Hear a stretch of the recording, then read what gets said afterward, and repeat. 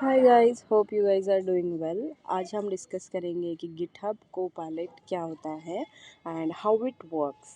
So this is like a magic, and if you want to go next step ahead, you can go and explore what is the difference between the chat gpt premium, that is pro, or some of the models of chat gpt that you are using. And apart from that, what is the difference between copilot?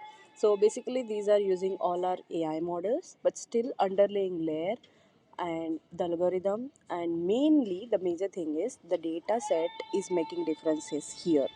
And what I heard is, I'll tell you this at last. What is the difference between these?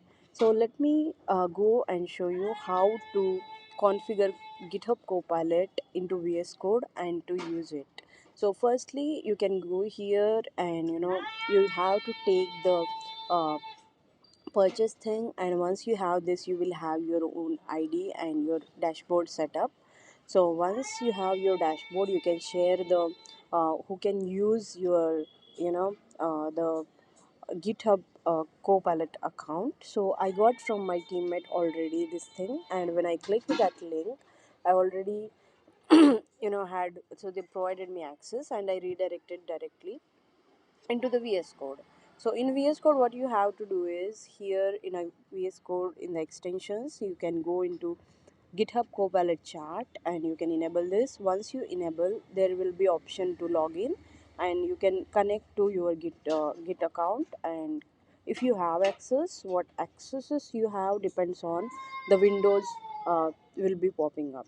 So here you can see I got automatically this tab. Basically, this icon, what chat icon is there, comes here, but as I have many extensions here, it came into my right side.